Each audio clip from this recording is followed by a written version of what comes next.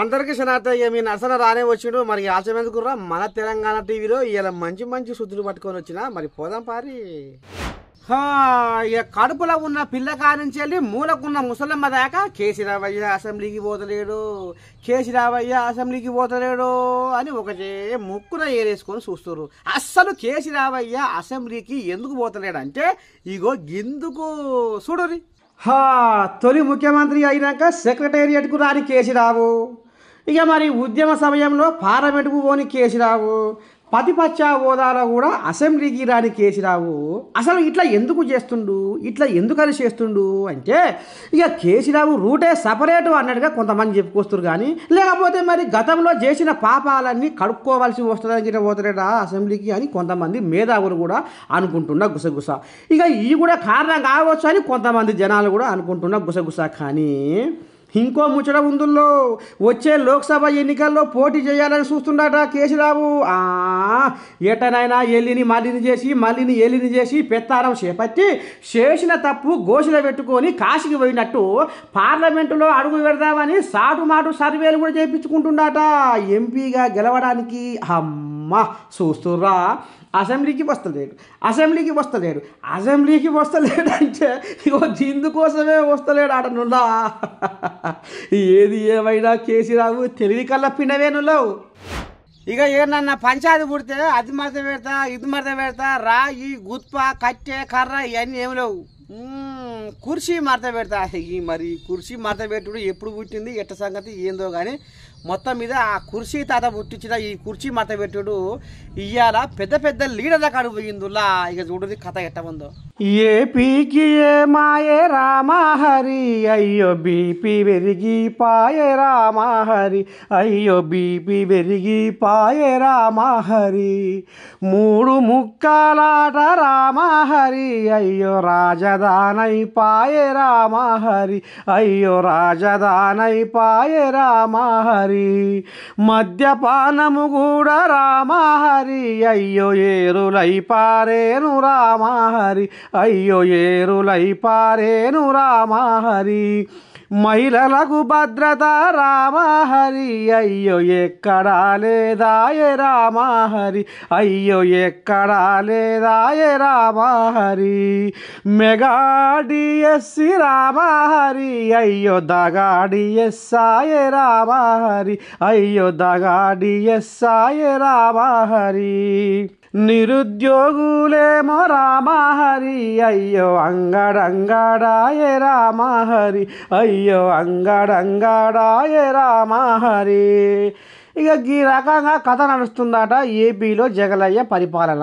ఇక మరి జగనయ్య ఏమో అనుకొచ్చిందట, దానికి కౌంటర్గా ఇగో మన నారచంద్రయ్య ఏమో అనుకొస్తుండు.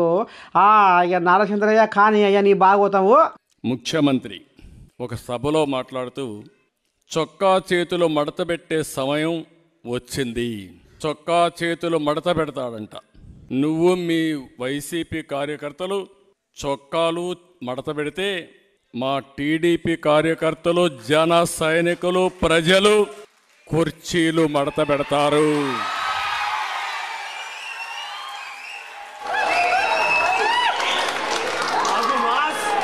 మళ్ళీ చెబుతున్నా,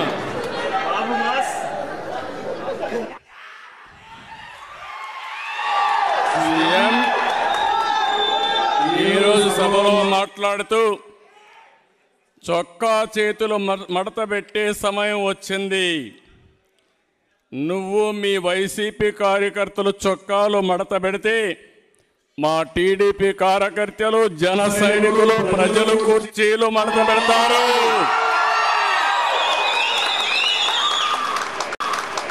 అందరూ కుర్చీలు మడత పెడితే ఏమవుతుందో తెలుసా? జగన్ రెడ్డి నీ కుర్చీ లేకుండా పోతుంది. నువ్వు ముఖ్యమంత్రి హోదాలో ఉన్నావు. ఎన్నికలంటే ద్వంద్వ యుద్ధం.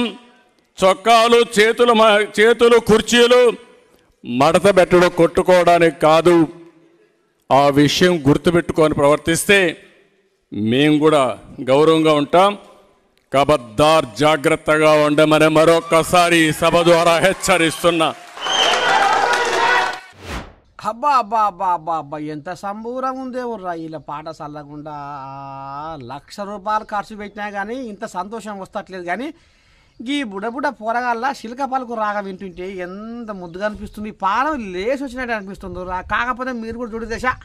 మా ఊరు మందారమాల కిలకిల రాగాల జోలా, మా ఊరు మందారమాల కిలకిల రాగాల జోలా, చల్లనైన ఈ చిరుగాలులు మా పల్లె తల్లికి ఆభరణాలు, ఉయ్యాలలుగే చెట్ల కొమ్మలు మా నేల తల్లికి తోరణాలు, కొండ కోనల్లోన పొడిచేటి తొలిపొద్దు ఎదలోన తృప్తికి లేదా ఎద్దు, మా ఊరు మందారమాల కిలకిల రాగాల జోలా, చల్లనైన ఈ చిరుగాలులు మా పల్లె తల్లికి ఆభరణాలు, ఉయ్యాలలుగే చెట్ల కొమ్మలు మా నేల తల్లికి తోరణాలు. ఇక గిసవంటి పాటలు పాడుకుంటా, గిసవంటి పాటలు వినుకుంటా మట్టిని నమ్ముకొని బతికే రైతన్న ముచ్చట ఎంత ముద్దుగుంటుందో. ఇగో ఈ బల్లె పోరగాళ్ళ ఆట పాట, ఆహా ఓ పిలగాని పాట, ఓ పిలగాని దరువు ఎంత ముద్దుగుందంటే వామ్మ వినసొంపుగా ఉందిర్రా. మీ దండం పెట్టి ఒక్కసారి ఇంటే మీ మనసు కూడా తావున పడుతుందని కోరుకుంటున్నాం. జర్ర వినవలసిందే నుల్లా.